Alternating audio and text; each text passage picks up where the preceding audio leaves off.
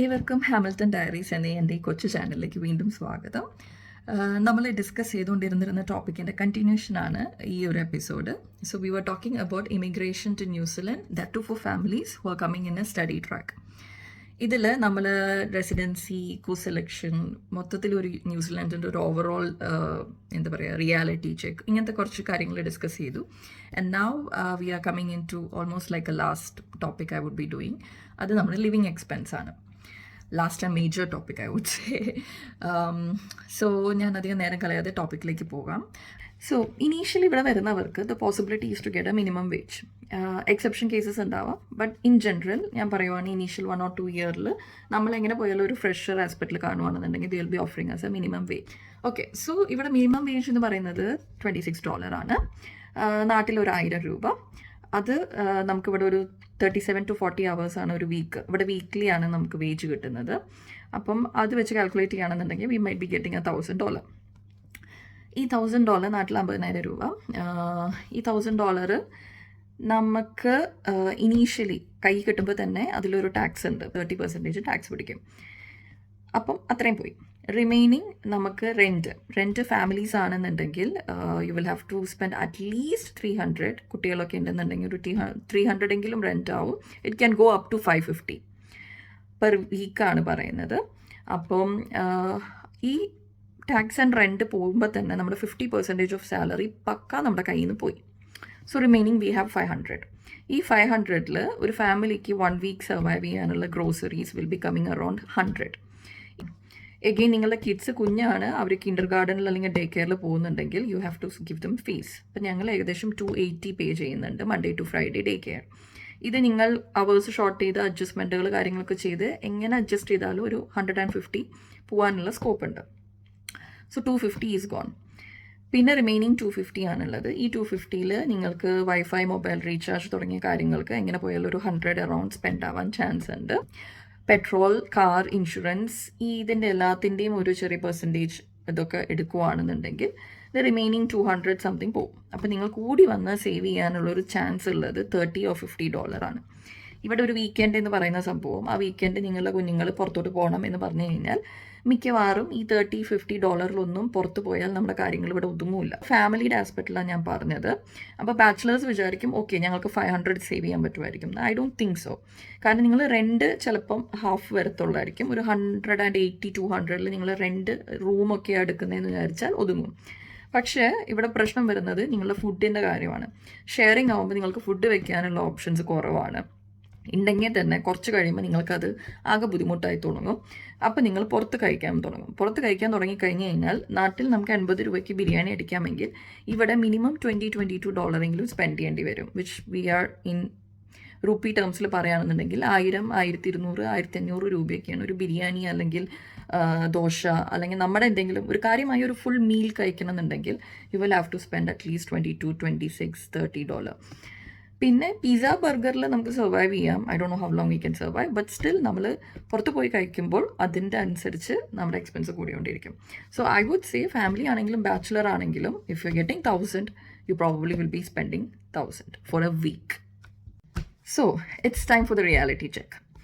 ഏജൻസീസും പല വീഡിയോയിലൊക്കെ പറയുന്നത് പോലെ നമ്മൾ മാസ്റ്റേഴ്സിന് അല്ലെങ്കിൽ ഗ്രാജുവേഷന് വേണ്ടിയിട്ട് വലിയൊരു തുക ലയബിലിറ്റി, ബാങ്ക് ലോണ് അല്ലെങ്കിൽ നമ്മുടെ ലൈഫ് ടൈം സേവിങ്സ് എല്ലാം ഇൻവെസ്റ്റ് ചെയ്ത് ഇങ്ങോട്ട് വരുമ്പോൾ നിങ്ങൾക്കത് പാർട്ട് ടൈം ചെയ്ത് അല്ലെങ്കിൽ പോസ്റ്റ് സ്റ്റഡി വിസ പീരീഡിൽ വർക്ക് ചെയ്ത് ഈ ലയബിലിറ്റി നമുക്ക് മീറ്റ് ചെയ്യാൻ പറ്റും എന്ന കൺസെപ്റ്റ് ഇത് എത്രത്തോളം അപ്ലിക്കബിൾ ആണ് എന്ന് ചോദിച്ചു കഴിഞ്ഞാൽ I would say 10% or less than 20% chances ഉണ്ട് നിങ്ങൾ ഈ റേസ് ചെയ്യുന്ന ലയബിലിറ്റി നിങ്ങൾക്ക് മീറ്റ് ചെയ്യാൻ പറ്റുമെന്ന്, ഷോർട്ട് പീരീഡിൽ മീറ്റ് ചെയ്യാൻ പറ്റുമെന്ന്.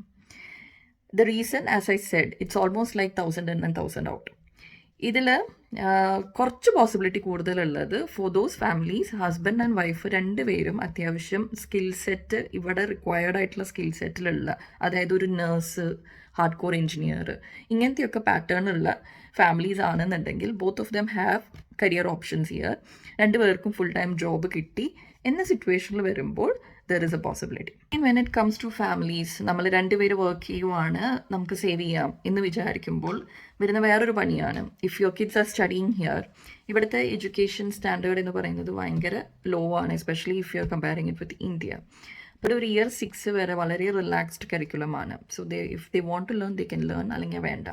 സബ്ജക്ട്സ് വൈസ് അങ്ങനെയൊന്നുമില്ല, ജനറൽ ആയിട്ട് എന്തൊക്കെയോ കുറച്ച് പറയുന്നു, പഠിപ്പിക്കുന്നു, അത്ര തന്നെ. So most of especially the Asian parents will put the kids for some online കോച്ചിങ്ങോ അല്ലെങ്കിൽ എന്തെങ്കിലും പ്ലാറ്റ്ഫോംസിൽ എൻറോൾ ചെയ്യും.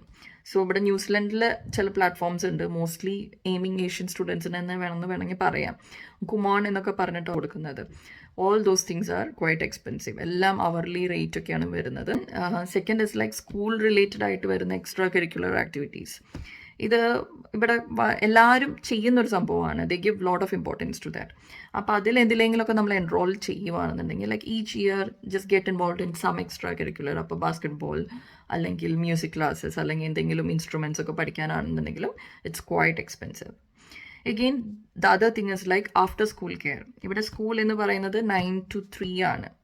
നമ്മുടെ ജോബ് ഈ ടൈമിൽ തീരണമെന്നില്ല, അല്ലെങ്കിൽ എന്താ പറയുക, റിമൈനിങ് അവേഴ്സ് ഒരു 5 o'clock വരെ അല്ലെങ്കിൽ 5:30 വരെ നമ്മൾ ഇവരെ സ്കൂളിൽ തന്നെ കീപ്പ് ചെയ്യാൻ വേണ്ടി വി ഹാവ് ടു പേ. അതും അവർലി നമുക്കൊരു $15 ഒക്കെയാണ് ആഫ്റ്റർ കെയർ എന്ന് പറയുന്നത്.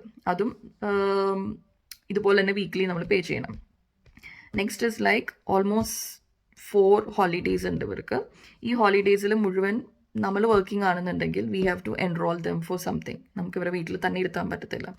അപ്പോൾ ഈ ഹോളിഡേ പ്രോഗ്രാമും is also very very expensive. Per day $70 $60 റേറ്റിലൊക്കെയാണ് ഹോളിഡേ പ്രോഗ്രാംസ് ഇവർ കണ്ടക്ട് ചെയ്യുന്നത്. അപ്പോൾ ഈ എല്ലാ എക്സ്പെൻസും വരുമ്പോൾ if you think as a family you are saving something, അതെല്ലാം ഈ ഒരു സെക്ടറിലോട്ടേക്ക് പൊക്കോളും. ഓക്കെ, സോ നമ്മൾ ഫാമിലിയാണ്, both of them are earning well and we feel like okay നമ്മൾ എന്തൊക്കെയൊക്കെയോ സേവിങ്സ് ഉണ്ട് എന്ന് നമ്മൾ വിചാരിച്ച് ഒരു മാസം നമ്മൾ സന്തോഷിക്കുമ്പോൾ പിന്നാലെ നമുക്ക് എന്തെങ്കിലും പണി വരും. As I said like both of them working ആണെന്നുണ്ടെങ്കിൽ both of them will have a car. ഈ കാർ ഏതെങ്കിലും ഒരെണ്ണം പണി തന്നാൽ സന്തോഷമായി. ഇവിടെ എല്ലാ കാർസും every year you have to check the maintenance, വോഫ്, റെഗോ എന്നൊക്കെ പറഞ്ഞ പരിപാടിയുണ്ട്.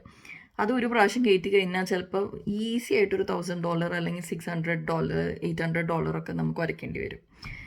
പിന്നെ എന്തെങ്കിലും ഹെൽത്ത് ഇഷ്യൂസ് വന്നു കഴിഞ്ഞാൽ ഇറ്റ്സ് എ വെരി മാറിക്കൊണ്ടിരിക്കുന്ന ഒരു ക്ലൈമറ്റും പരിപാടിയാണ്. പിള്ളേർ സ്കൂളിലൊക്കെ പോയി കഴിഞ്ഞ് കഴിഞ്ഞാൽ any day they can go സിക്ക്. ഇവിടെ ഡോക്ടറെ കാണാൻ $100-120. നാട്ടിൽ പറയുകയാണെന്നുണ്ടെങ്കിൽ 5,000 6,000 rupees ഒക്കെയാണ് ഒരു ഒറ്റയടിക്ക് പൊട്ടുന്നത്. മെഡിസിൻസും കോസ്റ്റ്ലിയാണ്. പിന്നെ കുഞ്ഞുങ്ങൾക്ക് എങ്ങനെ പോയാലും ഇവിടെ ബോറടിയാണ്. So once in a while we will have to take them out somewhere.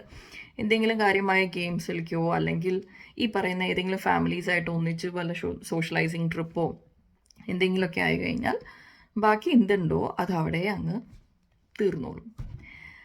So this is in general how is it happening. I'm being brutally honest. I would say yes, രണ്ടുപേരും വർക്കിംഗ് ആണെന്നുണ്ടെങ്കിൽ eventually ഒരു in an year or 2 നിങ്ങൾ ഈ പറയുന്ന liability somewhat meet ചെയ്യാൻ പറ്റുമായിരിക്കാം. But not with the part time and stuff. ഇപ്പം ഈ പറയുന്ന പോലെ പാർട്ട് ടൈം ചെയ്ത് നിങ്ങൾക്ക് നിങ്ങളുടെ ലോൺ, എഡ്യൂക്കേഷൻ ലോണൊക്കെ അടച്ചു തീർക്കാം എന്നൊക്കെ വെച്ച് കഴിഞ്ഞാൽ അത് കുറച്ച് ഓവർ ആംബീഷ്യസ് ആയിട്ടുള്ള ഒരു തിങ്കിങ് ആണ്. നിങ്ങളുടെ ഡെയിലി എക്സ്പെൻസസ് മീറ്റ് ചെയ്യാനുള്ള ഒരു വകുപ്പെങ്കിലും കിട്ടുക എന്ന് പറയുന്നത് തന്നെ വലിയ കാര്യമാണ്. ഓക്കെ, സോ ഇപ്പോൾ പലരുടെയും മനസ്സിലെ ക്വസ്റ്റ്യൻ ആയിരിക്കും, നാട്ടിലിപ്പോൾ എന്ത് കിട്ടിയിട്ടാണ്, നാട്ടിലെ അവസ്ഥ അറിയാലോ എന്നൊക്കെ ആയിരിക്കും മനസ്സിലോടുന്നത്. സോ ഞാൻ എൻ്റെ ഒരു പേഴ്സണൽ ആങ്കിളിൽ നിന്ന് പറയുവാണ്. So before coming here I was doing work from home. So Covid തൊട്ട് വർക്ക് ഫ്രം ഹോം ആയിരുന്നു. സോ മീൻസ് ഞാൻ റെൻറ്റ് പേ ചെയ്യുന്നില്ല, ട്രാൻസ്പോർട്ടേഷൻ കോസ്റ്റ് ഇല്ല, ഡെയിലി കമ്മ്യൂട്ട് ഇല്ല എന്ന് പറയുമ്പോൾ തന്നെ നമുക്ക് ഒത്തിരി സേവിങ്സ് വരുന്നുണ്ട്. So those who have analysed pre Covid, post Covid work from home benefit, pros and cons ഒക്കെ നോക്കിയവർക്ക് ഓൾറെഡി അവർക്ക് ആ ഒരു കൺക്ലൂഷനൊക്കെ ഉണ്ടാവും മനസ്സിൽ. സോ മോള് പോയിരുന്ന ഒരു നോർമൽ സ്കൂളിലാണ്, നോർമൽ ഫീ പേയിങ്. ഇത്രയൊക്കെ ഒരു എക്സ്പെൻസ് വെച്ച് ഗ്രോസറീസും കാര്യങ്ങളൊക്കെ വെച്ച് നോക്കുകയാണെന്നുണ്ടെങ്കിൽ ഒരു മിനിമം 30,000 സാലറി കിട്ടുന്ന ഒരാൾക്ക് കൂളായിട്ട് ഒരു മന്ത് 10,000 സേവ് ചെയ്യാം. I would say more than 10,000 save ചെയ്യാം. സോ ഒരു 50% സേവിങ്സിന് സ്കോപ്പ് ഉണ്ട്. നാട്ടിലെ എക്സ്പെൻസിൻ്റെ ഒരു ഗുണം എന്താണെന്ന് വിചാരിച്ചു കഴിഞ്ഞാൽ we can budgetize it. So rent ഇല്ല എന്ന് പറഞ്ഞു കഴിഞ്ഞാൽ ബാക്കി മിക്ക എക്സ്പെൻസും നമുക്ക് ബഡ്ജറ്റൈസ് ചെയ്ത് സ്പെൻഡ് ചെയ്യാൻ പറ്റുന്നതാണ്. ന്യൂസിലാൻഡിൽ നമുക്ക് ആ ഒരു ഫ്ലെക്സിബിലിറ്റി ഇല്ല. ഈ ഒരു കമ്പാരിസൺ വെച്ചാണ് ഞാൻ പറഞ്ഞത് like the possibility to save more എന്ന് പറയുന്നത് I would say it is back at home. നിങ്ങൾ ഹസ്ബൻഡ് ആൻഡ് വൈഫ് രണ്ടുപേരും വർക്ക് ചെയ്യുന്നുണ്ട്, വലിയൊരു ഹൗസിംഗ് ലോണും കാര്യങ്ങളൊന്നും ഇല്ല എന്നുണ്ടെങ്കിൽ obviously you will have more saving back there. So സേവിങ്സിൻ്റെ ആസ്പെക്റ്റിൽ അല്ലെങ്കിൽ നിങ്ങൾക്ക് ഓൾറെഡി നാട്ടിലുള്ള വലിയൊരു ലയബിലിറ്റി പെട്ടെന്നൊക്കെ അടച്ചു തീർക്കുക, ഇങ്ങനത്തെയൊക്കെ ഗോൾസ് ആയിട്ട് ഒരിക്കലും ഒരു ന്യൂസിലാൻഡ് മൈഗ്രേഷൻ കൺസിഡർ ചെയ്യരുത്. I would say maybe look into the Middle East. കാരണം ടാക്സ് ഫ്രീ കൺട്രീസിലൊക്കെയാണ് നമുക്ക് അങ്ങനെ ഒരു സേവിങ് പെർസെൻറ്റേജ് നമുക്ക് എന്തെങ്കിലും എക്സ്പെക്റ്റ് ചെയ്യാൻ പറ്റുക. ബട്ട് ഈ ടാക്സ് ഫ്രീ കൺട്രീസിൽ അതിന് പകരം നമുക്ക് വേറെ എക്സ്പെൻസസ് വരും. ഒരു ഇൻഡിവിജ്വലിൻ്റെ monthly income and expense comparison ആണ് ടാബ്ലേറ്റ് ചെയ്തിരിക്കുന്നത്. This is Kerala and UAE. UAE negative ട്രെൻഡാണ്, സേവിങ്സ് ചാൻസസ് കുറവാണ്. New Zealand you can save something but nothing much compared to Kerala. ഇവിടെ കാനഡ ഇൻക്ലൂഡ് ചെയ്തിരിക്കുവാണ്. കാനഡയും it's showing a negative. And when you consider UK, mostly because of the currency advantage, you can end up with some savings. So with that, I'm concluding. Thank you so much for your time.